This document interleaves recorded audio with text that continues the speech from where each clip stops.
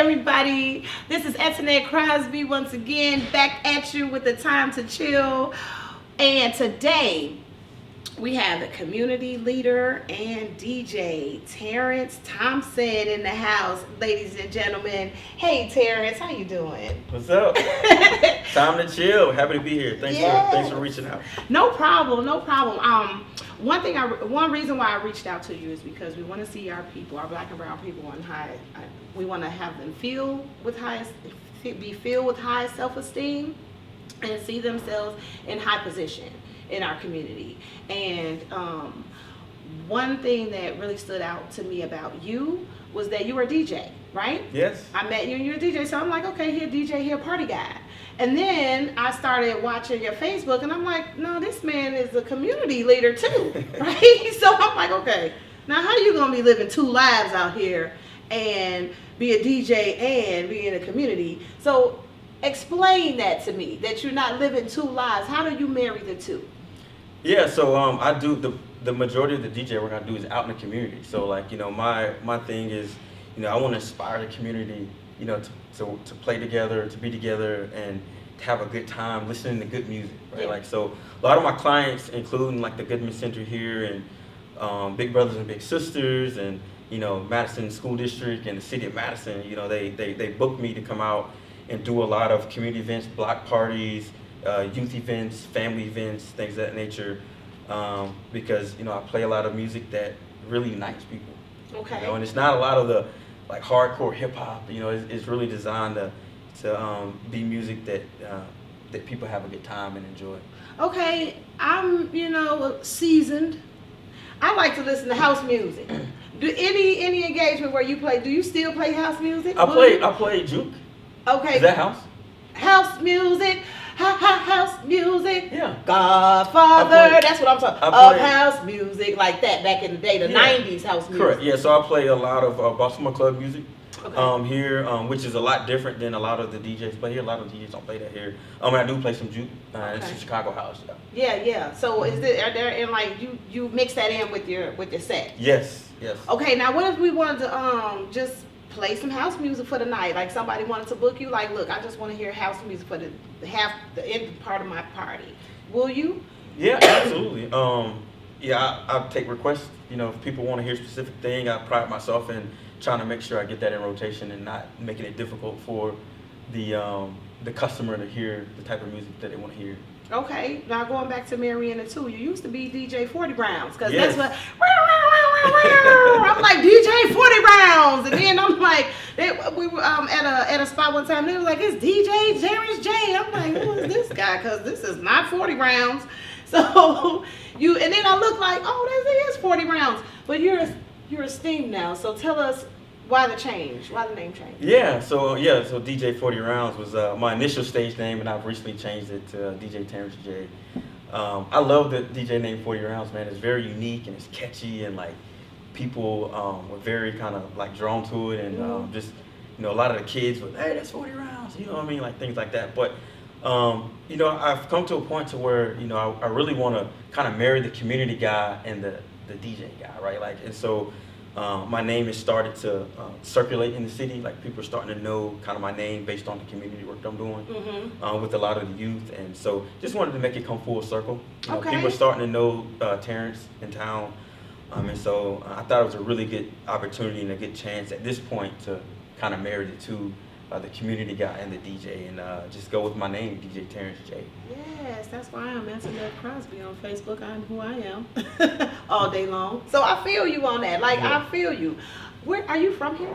No, Rock Hill, South Carolina. Born and raised. Yeah. So you a Southern boy. Southern boy, yes. I love collard greens and pinto beans. Oh, I can make those. Hey, ladies. So I wonder, you do community work, so you work with the kids. Yeah. Were you from a single parent household? You mom and dad in the house? How were you raised? Yeah, single parent household. Yeah, I didn't meet my dad until I was probably in my early 20s. I met him once, and then that was it. I never seen him again after that. That was it? Yeah, so I met him. He actually showed up. I actually had graduated college, everything, and came home one day and mom was like, you know, your dad's coming by today, and I'm just like, what? Wait a minute, the day you graduated college? Or it was after. After? Yeah, I was already working full time and everything. Okay. And, you know, I was just home one day, and you know, she was like, oh yeah, your dad's gonna come by today, and he wants to see you and he wants to meet you, and guy comes by, and you know, we have a conversation, and you know, they all kept up with you, and I'm just, you know, seeing everything you've been doing, you know, from wrestling. I wrestled in high school and college, and you know, I'm really proud of kind of all the things you've done. But the crazy thing was like I seen him a few times that weekend while he was in town. He's from Massachusetts, and he was down visiting his other kids, which are my siblings on his side. Okay. And they were all older, and so I got to meet all of them, and they were like super cool people. Oh, cool. But you know, the crazy thing was that he had got upset with me because I didn't call him sir or dad. Then? Yeah, like that weekend. Yeah, he was like, you need to call me dad, you need to call me sir, and like, da-da-da. And I'm just like, bro, like I don't even know you. Like, I don't even know I'm you still like looking that. at you to see if we have any comparison. Right. I got your lips, eyes, like really? Yeah. Seriously. And so, you know, we had a falling out because of that, and I was just like, you know, we need to get to know each other, you know, before, you know. Yeah. I even get used to even calling you that. Like I'm right, like you James, man. And you know, he was upset. And you know, he left, and like we never talked after that again. Wow. But yeah, I grew up in a single family household. How was mom? Amazing. You know, mom was a single mom of 3 before she was 21. You know, 2 boys, 1 girl. I'm the oldest, and then I have 2 sisters. Okay. So we're all 1 year apart. Oh, okay. And you know, mom always, you know, worked, kept a job. You know, she worked at Frito-Lay on the assembly line, packing potato chips. You know, making minimum wage. I think at the time was probably, man, $4 or $5 an hour, somewhere around in there. You know. Yeah, because that's in the South. This was in the 90s, yeah. Yeah. 80s, 90s, and so, you know, but we always had a roof. We always had clothes on our back. You know what I mean? And like, you know, she always did everything, you know, that she could do for us. You know what I mean? Mm-hmm. And like, you know, I wouldn't trade that experience for anything. You know what I mean? And like, you know, and like today, you know, she owns 8 properties, and you know, she has her own real estate business. Okay. So I'm super proud of her, and like, you know, what she's done. She had to sacrifice a lot early on. You know, she was a basketball player in high school, and I was like, basketball player, and I really didn't think that, you know, she was a ball player. And she rips out this certificate one day showing me she was all conference, but she had to quit. Because she had kids. Because she had me, yeah. She had to quit because she had me. She wanted to be a basketball player.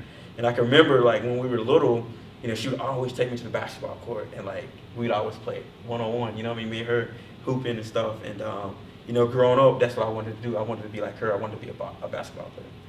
You know what? And you said something. You said I wanted to be like her. Mm-hmm. And I come from a 2-parent home. Then drugs came in, and then I was with a single mom. So I kind of have a vision of both worlds. Mm-hmm. Do you think that in your experience, that it is important for the man to be in the home? I mean, I understand that some situations, you know, situations happen, and families are different. But for you as a black man, mm-hmm. Do you think it would have been a little different had it been a male energy in the home with you? Like, absolutely, yeah, absolutely. You know, I think there's things that a man gives another man that just doesn't naturally happen with a woman, and so like that's why, you know, obviously I have kids, mm-hmm. and you know, I'm always gonna be in their life. You know, I'm always gonna be a support for them. I'm always gonna hopefully role model and be somebody that they look up to and want to aspire to be like, you know, when they get older. But, you know, for me, yeah, I wish there's things that like I struggle with, like as a man, you know, as a 20s, 30s, like that I really struggle with because, you know, I didn't have that man in the household. And I didn't mean to cut you off because we're gonna go right back to that. But with a lot of single mothers who are raising men, like this is nothing against you. Like I am a single mother, so I know how hard it is to raise a male child. I commend you. I mean, to raise a male child, to have him go off to college, to be spectacular and be a great man. I commend you, mothers. But I wanted to get the point of view of a man growing up in a single parent household. You said, I got my drive from my mom. I see you work with the kids and she worked with you, so you got that from her. Mm-hmm. But like you said, there were things that you were missing that you wish you would have had, that you struggle with even today. Yeah. By not having that male energy in the home with you. Mm-hmm. So you feel like that is important for a male child. Yes. To have that. Yeah, particularly like how to love a woman. You know what I mean? Like how do you love a woman, when you're growing up in an environment where, for me, every 3 to 5 years, there was like a different man in the house. And like Say, I had that. and my mom, she had to do what she had to do. She was kicked out of her home, as a teenager, forced to raise 3 kids by She needed herself. some help. She needed help. She needed dual income. So there was always men, that were in the household. A lot of domestic situations that we grew up with that have traumatized me, even as a grown man that I still deal with. But what I struggle with, as I've gone on, I've got my education and I've got good jobs and things like that. But like, how do you love a woman? Like when you're raised in an environment where you see constant change like happening all the time, and so that becomes the new norm for you, right? Like it becomes like, hey, well, like dysfunction becomes the norm. The reality. So it's like, this is what it is. You know what I mean? Like this is the way it's supposed to be. And so even as I grew up into my 20s and going into my 30s, like I really struggled with that. Okay, all right. So did music help you escape some of that? Absolutely, yeah. The music is always an escape, yeah. All right, and so what made you want to do the DJing? Like, how did that start? Was it an incident? Was it like one day you came home, they were arguing, put the headphones on, and it was like that, or what? Actually, no, it wasn't that at all. Actually, a good friend of mine is a pretty popular DJ back south. And when I was an undergrad, like he would come and do all of our college parties, like all the time. And I would leave there feeling like, man, like just energized and inspired because he was just so good. Like, it was like, man, like it just gave me this feeling, that I wanted to replicate that feeling in people. And like, and so we connected, like I reached out to him, and then we started to build a relationship. And so I would travel with him. Like he was doing a lot of clubs, a lot of college parties all across the state. And I would travel with him and, in the beginning stages of the event, he would like throw me on. He'd like, hey, before people would get there, at the beginning, he would put me on and I get up there and I just play music.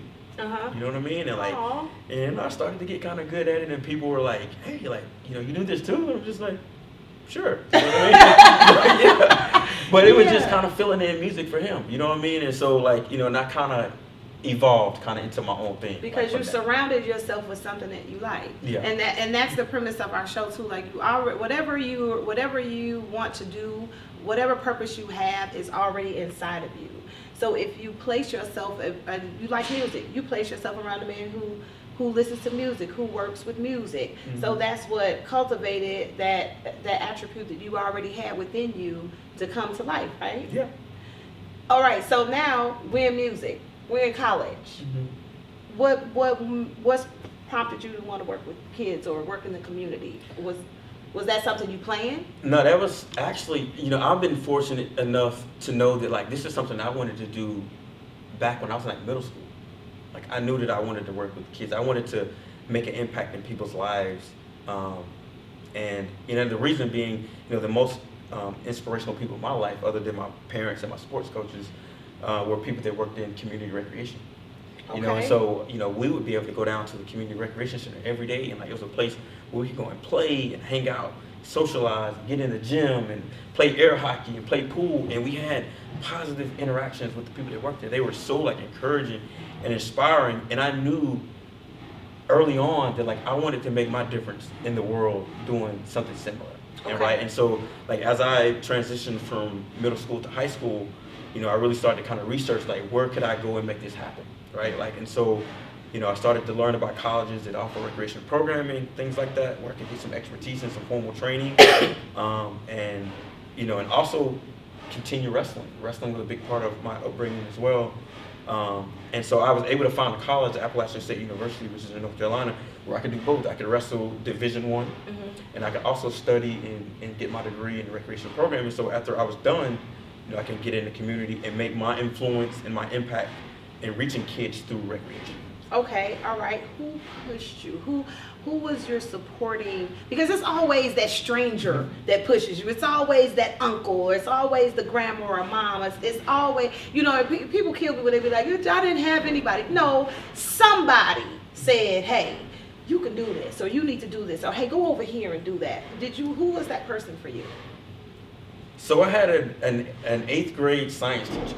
Okay. Her name is Mrs. Harris. I love Mrs. Harris. She, I credit for, being someone of significant impact in forming the person that you're talking to today. And you know, my upbringing, you know, I was a very disruptive, dysfunctional middle school age kid, like a lot of the kids I serve now. I see myself. You see yourself. I see myself in a lot of So those when you kids. want to choke somebody, you remember that was me. That was me, and there was people that cared about me, right? Like there was people that wanted to make sure I was good, right? Like, and so this 8th grade science teacher was that person, like, you know, and like, you know, I would get in fights all the time in school. You know, and I can remember there was a single day where, you know, I was leaving class one day, and she came up to me. She's like, Terrence, she's like, you're so smart. You like, why don't you apply yourself? And I looked at her and I was like, what? I kind of like laughed at her, like, what are you talking about? I was making C's and D's and F's, like, what are you talking about? You know, all my friends that I grew up in the neighborhood, they were all either in juvenile or all had dropped out or you know, didn't attend school regularly. Like, these are people I grew up with. These are people in my neighborhood, you know. I was a product of that, right? Like, and so I'm looking at this lady like, what are you talking about? Like, you know what I mean? And so she was like, I'll make you a deal. You know, she was like, if you make an A on my next test, I'm gonna take you to see the Charlotte Hornets, and I'm gonna take you to meet Muggsy Bogues. So this lady had done her homework on me. She found out that I was a huge Hornets fan. Like I would, and Muggsy Bogues was my favorite basketball player. Muggsy is known as the shortest person to ever play in professional basketball. Okay. Real short. People say I resembled him. We kind of look alike. Okay. And so I would always imitate him, like on the basketball court in the neighborhood and stuff like that. And like, he was like the real story of an underdog. Like he was, you know, he was always told he would never make it. You know what I mean? And like he proved everybody wrong. And like that was like kind of my like inspiration. And she found that out. She was like, and she was a season ticket holder. Like she had season tickets. Something. She was like, if you make an A on this test, I'm gonna take you to meet him, and you know, I'm gonna take you to a game. I've never been to a professional sports game, you know, at this point in my life. And I was like, okay, all right. I was like, what do I need to do? She's like, well, you need to study for the test. Like you're gonna have a test, and if you make an A on it, I'm gonna take you. And so I went home, and I got to study, and I studied for this test and whatnot. The day of the test comes, I go in, and I made like a 98 on the test. The test was like super easy. Oh wow. You know, I'm just like, I'm This remembering. all I have to do? Yeah, I'm remembering everything I studied, and I'm just like, I was the first one done. Because you wanted to get to see Muggsy. I was like, I'm done. You know what I mean? And like, she gave me the results, and she's like, you know, I mean, I missed like 2 questions or whatnot. And I'm just like, and I was like, when are we going to the game? I put my part in. So come on, lady. And so she had contacted my mom and told her about this deal she had made with me, and they had kind of prearranged kind of everything. And my mom had went to the mall and bought me like some new shoes, and then I can remember she came and drove to our house in the hood, black white woman in the hood. Oh Lord. She drove and she had me a jersey, a Muggsy jersey. Had the new shoes. And then we go to the game, and then before the game, we got to go into the hospitality area with the family room, which is for the season ticket holders. Okay. And it was up underneath the stadium. And we had a dinner, and then we got to go out to the court before the game started. Mm-hmm. And all the players were out there, you know, hanging out. And I got to see like the players like courtside, like, you know, and it was, you know, and the game happened and they won. Okay. That night. And they won. And it was the most inspiring thing that ever happened in my life. Wow. Inspiring thing ever happened. And after that moment in my life, I changed overnight. I went from a C, D, and F student to a straight A student. And that's something. One moment, and this is what I try to teach my kids on the north side. One moment can change a person's life. You know, facilitating one moment that inspires a kid. And so that's why, you know, I've taken the measures that I've taken to open up my place of facility, to create programs that appeal to them. Tell me about it. What are you doing? How do you open? What programs are they? How do you facilitate? Tell us. So before I started, you know, the youth didn't see the space as a place where they could go. That's the reputation of the space. And so, you know, I identified some policy challenges that kept the kids out. And I went through a legislative process, got those changed, and the results of that have resulted in the space being open every day now, right? Like, so the kids can come in and they have a safe place where they can go. Right. They have someone, they don't have to be out in the street. Okay. They don't have to be involved in negative things. They have a place, big, beautiful place where they can be, that with people that care about them, right? Like, so that was one of the major things that I started. Then I added this 3-on-3 tournament. I got a really cool story I can tell you. I added this 3-on-3 basketball tournament because the kids like to play basketball. Right. Yep. And so I created this tournament. You know what I mean? The tournament is an environment where they don't have to register. Okay. All I gotta do is show up. They don't have to pay. Aww. Show up with your friends. We sign you up, do everything. We feed you. We have music by DJ Terrence J. You love that. I can see that in your face. Yeah. Like, this is like that one moment really propelled you to move in your purpose. Yeah. Like, all you needed was that love and that understanding. You said she paid attention to you. This lady did her homework on you. That meant something to you. For somebody to care about you, that they didn't have to ask you. They already knew, and you didn't have to say a word. That meant something to you. And now as a man, that means something to me. Tell us something about the black man, because you know, this show is for black and brown people. It doesn't exclude anybody, but this is for us to see each other in high self-esteem and in high position. And you said that you were an adolescent, terrible. Took one fleeting moment. One thing happened in my life that changed my whole life. So when you are in high position in your community work, most people I see, they kind of look down. But you have this experience to remember when you look at the kids that was me. So that's what helps you shape the program, because you were once those kids. And I think that I say that because a lot of people who get their title forget. Actually, I think that's where it comes from. You forget where you come from. So now it's the title when you're on high. But I see that you're helping these kids with the programs to in order for them to come in. You're making it accessible for them. What you're doing about the behavior.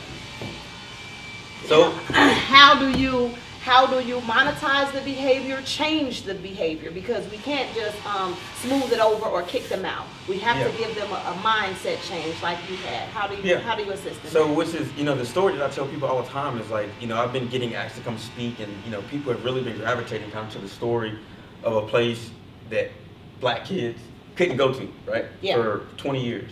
And now they all go there, right? Like how did that happen? Like, how do you do that? And so, wait a minute, you said they couldn't go there for 20 years? Well, that some people feel that, Okay, some people feel like the black kids some people feel like the kids were not welcome there, because of this, how the staff were managing it, and then the policies.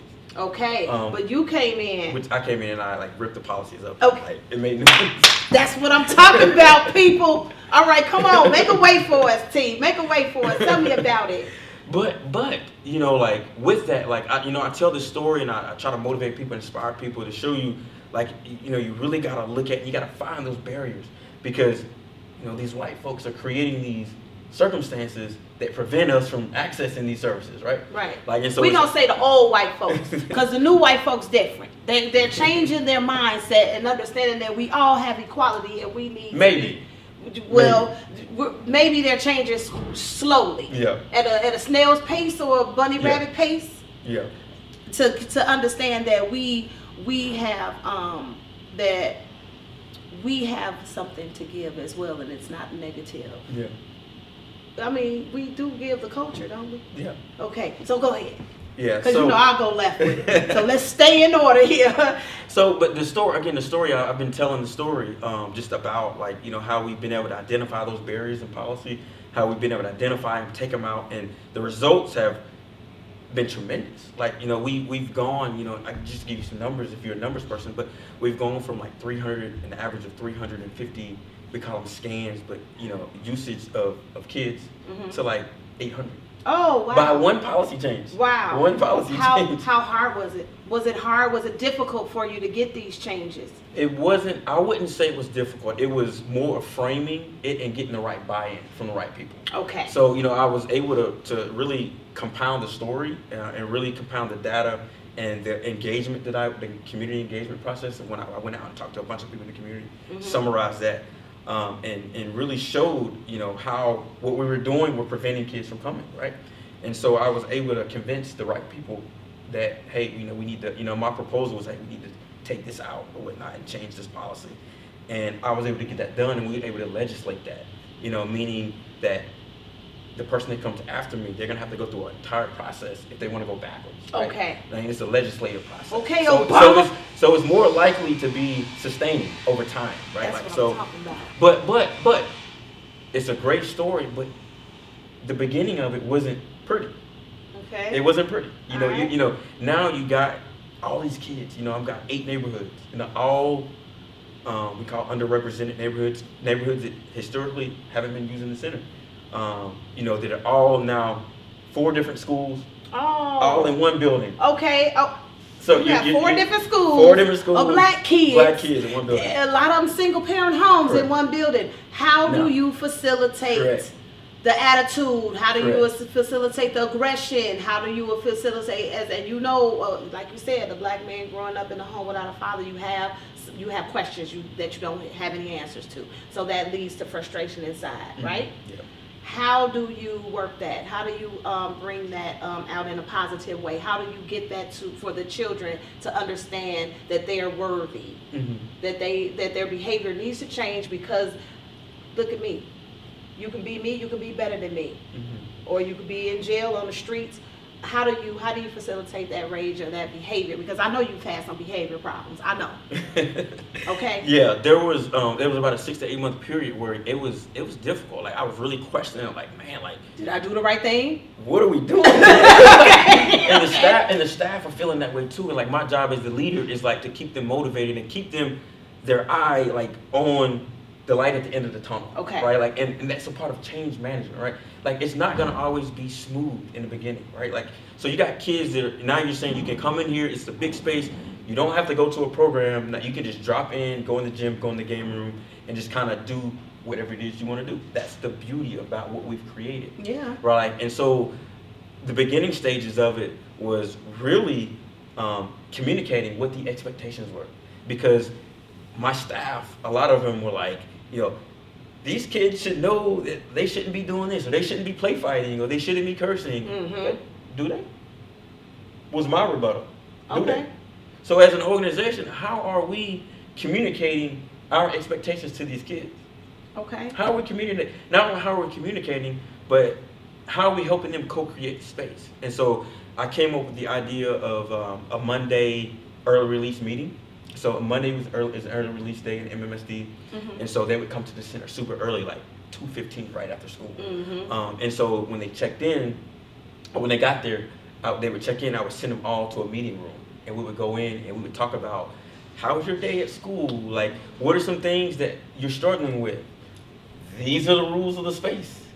What would you like to see? Like, how do you think your peers should operate in this kind of space? And so we wrote up a code of conduct that they all agreed to. Like, this is how we should conduct ourselves in the space. They all signed it, and they all actually came up with portions of it, like the rules, like how they should operate in the space. Like, hey, we shouldn't run through the building. We shouldn't yell. We shouldn't curse. We shouldn't play fight. We shouldn't monopolize. And you ask them why. Correct. Why you shouldn't, so that they'll understand, they'll understand you, and you can understand where they're coming from. Correct. Okay. Yeah, and why you shouldn't monopolize the video game controller in the video game room. Like, you should share that. Basic communicable skills, Correct. Yep. sharing, ethics, morals. Correct. That you're teaching these kids in order for them to stay. Correct. And we did that for we did 8 of those, like straight, 8 weeks straight. Because what we get is we get a lot of drop in, right? Like, so a kid might come one Monday but not come the next Monday. And so we did 8 of them in a row. And really have them understand that we want them here. Like, we'd rather have you in here than out in the community, like where you could be influenced to do things that aren't safe or aren't positive, right? And you have this community resource, that you can take advantage of. That was phase 1. Phase 2 was showing them that there's value here. There's value here. So I've been connecting with folks in the community, bringing in resources, bringing in people to facilitate focus groups, where we're talking about health issues for young people in the community and the families, how the opioid crisis is affecting Black homes and Black families and how it's affecting kids. We're bringing in people to have facilitate these conversations. There's also bringing resources, into the community center. And so they start to see a value. A lot of the kids now, they see this is a place where I want to come. This is a place I want to be, because not only am I going to get to hang out with my friends and do what I want to do, but I might get something extra. I might, for example, we provide them as much food and snack as they want. Oh, they are just loving this black man for helping his community. And you know what? One thing, that's why I asked you your personal business, because a lot of people, not a lot, but and I won't name any names because I really don't have anybody in particular, but just watch it in just in situation. A lot of people will use your position to be the fame whore. Or just for the TV, or want to be in the public, or want to be seen. But listening to your story, this is something actually that you want to do. Yeah. And I just interviewed a lady before you, and she was talking about working at her purpose and how her experiences created the avenue in which she works in. So they can identify with you. Her people can identify with her. It's not just the title that you carry or your education. You're a real brother. You come from the same places that they've come from, so they can identify with you, and you see them, and you see yourself in them. Yes. And so you can offer them and I wanted to ask you that, is that important, you think, for when you're working with people, you're working with kids, for you to be able to identify with them, to have some similar struggle that they have? That is super important. Super important. They're gonna respect you, and they're gonna, be more than likely they'll be able to, take your advice and move on in life, right? Like and become, a person that's positive, that contributes to the community, because they respect kind of like where you come from, the situations that you've been a part of, because it's a lot similar to their life, right? Like, so if you're coming in, like you're coming from a suburb, and like, you don't really have any real life experience that like relates kind of to them, it's kind of like, okay. Like, okay, who are you? Like, what you done did? Who are you? And so like, and I try to like, and I try not to. A big part, I think, what has helped me is like I try not to like emphasize power. I don't believe in power dynamics. Like, I know I'm the leader, but I don't treat them like I'm the leader. Right, you don't abuse your Correct. authority. I don't like, so I'll go in the gym and like I'll dap them up, I'll hug them, I'll tell them I love them, because I do love them. Oh yeah. I love them. I love every last one of them. I'll go and shoot baskets with them, hang out with them. You know what I mean? Like, take time out of my day from what I'm doing behind my desk, because that's important. It's important that these kids need to feel appreciated. They need to have that, like, especially from black men, in this community, right? Well, how does your award, how that make you feel? It makes me feel a few ways. I really appreciate people that recognize the work. Like, I still kind of struggle, like why get the award? You know what I mean? Because it's just, all I wanted to do is like have them have a place where they can go. That's it. Like, I just wanted them to be able to use the space. So it's the same thing. Like, I just want them to have the space. And they just want to have a space where they can to go, and you make them feel appreciated. So when you get your awards, that makes you feel like your work and you're being appreciated, right? It's so fine, you see how the energy kind of goes. What you give out is what you get back. Right? Are you saying that? Like, you're not doing it because you want to, then because you wanted to get awards, you will get fame. Yeah. But you're seeing that what you're putting out is actually coming back to you. I appreciate everybody that's nominated me, like, for those awards. Like, I never in a million years would have thought I would have got either one of them because of what they stand for. I just want the kids to be able to have somewhere to go and something to do based on what the community told me when I started. That's it. And it's kind of turned into this thing, right? Like, and I'm still kind of struggling with how to like deal with it. You know what I mean? Yeah. I mean, I just want them to have somewhere to go. Like, that's it. Like, you don't want to be this public person. You just want to have. So I just want them to be able to go somewhere. And people have been like kind enough to like recognize like this has been like bigger than what I kind of can see. Yeah. And I really appreciate it. But like, I just want them to be able to go somewhere, man. Like, and have positive influences. Like, that's important. Like, these kids, we had a kid in Ridgecrest Apartments on North Side that was a 19-year-old that was murdered by like a 30-some-year-old adult. Oh. You got grown men killing kids. Like, so there are, the kids aren't engaging in a lot of positive interactions in a lot of cases with adults, right? Like, so, like, I want our space to be a place where the adults that work there, like, encourage and motivate, inspire, empower, so they can feel like what I felt when I was their age. Yeah. You know what I mean? Like, so they can feel like that people care about them, and so they can go on to be productive citizens and to be husbands and fathers, you know what I mean? Like, to their kids, and their families, and to be community leaders and community advocates, and replicate the same thing to the kids when they get in position, right? Like, that's all I want.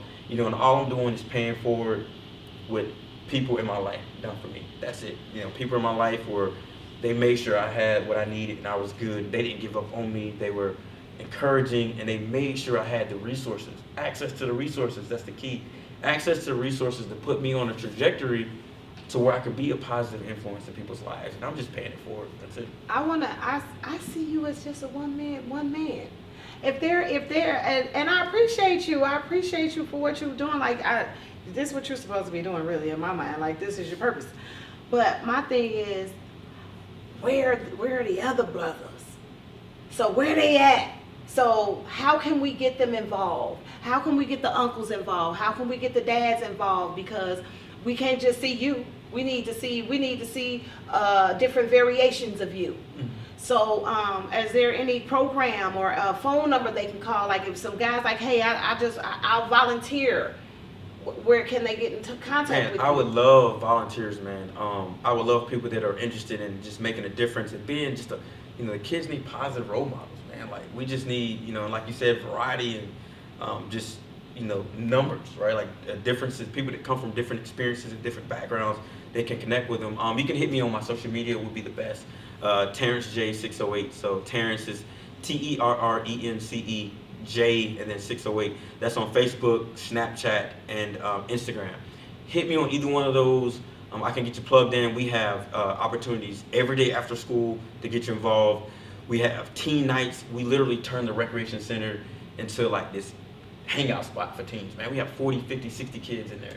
And no problems. No problems on a Friday night. Really? Where they're engaged in meaningful activities.